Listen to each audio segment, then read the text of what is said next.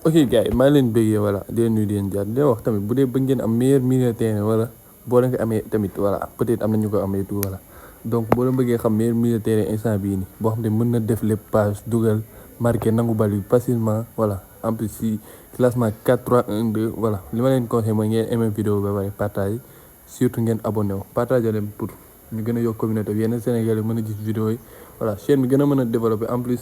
seetaan leen vidéo ba mu jeex tak boo leen bëggee xam kan la déjà milieu de terrain li ma mën a wax mooy milieu de terrain boo xamante ne macha allah man daal mënuma sax comprendre tellement benn match bi ma ko joué lépp la def lépp léegi xaaral ma ñëw ñu dugg jël ko comme ça voilà mi ngi ne des Fletcher mooy milieu de terrain bu bees bi ma leen doon wax moom la en fait leen laa mën a wax mooy jigéen terrain bi lépp lay daw gars yi lépp lay daw ma ngi ko essayé lépp benn match laa ko joué moom mais tellement dafa graaw tellement non moo tax ma ñëw ne xam def vidéo vite fait wan leen ko pack bi sax dugaloon naa vidéo mais après ma ko dindi ndax daa amoon ay kii droit d'auteur xaw ma voilà gis ngeen milieu de terrain bi déjà dañu xool statistique ñu dem si destructeur ma wan leen destructeur voilà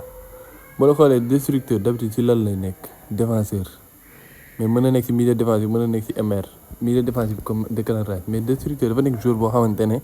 voilà yeneen joueurs yi lépp lu ñuy attaqué comme nga am ay ñoo xam ne nga daje comme day attaqué nii forcément milieu de terrain bi day daw song bu songee day jéem a tànc ko wala bu demee directement du nekk di xalaat day dal si kawam te loolu day permettre soit nga récupérer balle vite fait wala nga def comme pressing yu grave yoo xam ne boo contenir automatiquement mën nga continuer di jéem fàtt balle bi automatiquement joueur bi day démarrer si en même temps si joueur bi dem ba récupérer balle bi te am lu gën a grave mooy milieu de terrain def milieu de terrain relayeur non seulement mën na passe am na qualité passe mais en plus am na qualité défensive boo dee xoolee xool leen statistiques yi qualité défensive c'est-à-dire dina passe dina dugal en plus défensivement da lay jàppale donc yéen ñi di jouer classement jeu de position wala 4-3-1-2 wala ngeen di jouer 4-3-3 peu importe classement boo leen jouer soxla milieu de terrain boo xam ne defal leen lépp ngeen soxla wala amoo leen moom mën na ko def ndax xool leen endurance ban joueur instant moo amati endurance bu mel ni c'est-à-dire kii da lay jouer match bi yëpp ba mu jeex tak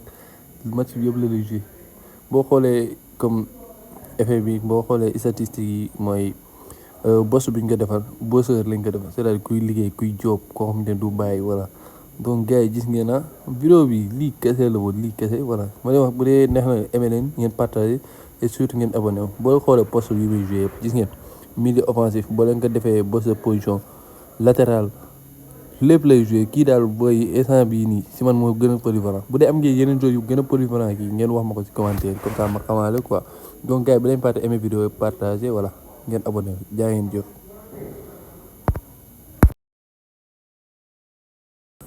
Salut les amis, bienvenue dans une nouvelle vidéo. Bon les gars, cette partie c'est pour ceux qui parlent le français et tout, voilà. J'ai pensé à vous et tout. J'ai vu vos commentaires sur mes autres vidéos, comme ça je fais des vidéos en français juste pour aider et tout, voilà. Donc tout d'abord, ce que j'ai déjà dit, je vais résumer un peu et tout, voilà. C'est juste que je vais vous montrer quel est le meilleur joueur en ce moment milieu de terrain quand vous utilisez un 4-3-1-2, voilà. Ou un classement où tu as besoin de milieu de terrain. Ou bien toi-même en personne, tu as besoin de beaucoup de milieu de terrain ou tu as besoin de milieu de terrain qui fait tout. Voilà, tu es arrivé dans la bonne vidéo. Donc n'oublie pas d'aimer la vidéo, de partager et surtout de t'abonner. Voilà, c'est très important, partage la vidéo. Ok, on y va, on choisit le joueur que j'ai eu. Voilà, c'est Fletcher. Comme vous le voyez, c'est un milieu de terrain relayeur. Déjà, je pense que les milieux de terrain relayeurs sont polyvalents. Ils peuvent jouer partout dans le terrain déjà. Voilà, non seulement il y en a qui sont offensifs, il y en a d'autres qui sont défensifs, mais lui, il a tous les deux qualités. Il peut être offensif en même temps défensif, c'est-à-dire il a un style de jeu tellement extraordinaire, surtout au niveau quand on dit, par exemple, lui, il est destructeur, donc un milieu de terrain destructeur, c'est-à-dire d'habitude on a l'habitude de voir des joueurs comme Rudiger, voilà, qui sont des défenseurs destructeurs qui attaquent. Et beaucoup aiment jouer avec rigueur, valider surtout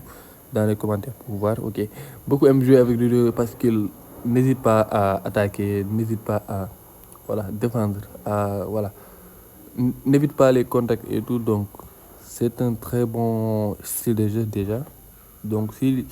on a un milieu de terrain qui a ces styles de jeu, non seulement il a les qualités de passe 95-96, mais aussi il a les qualités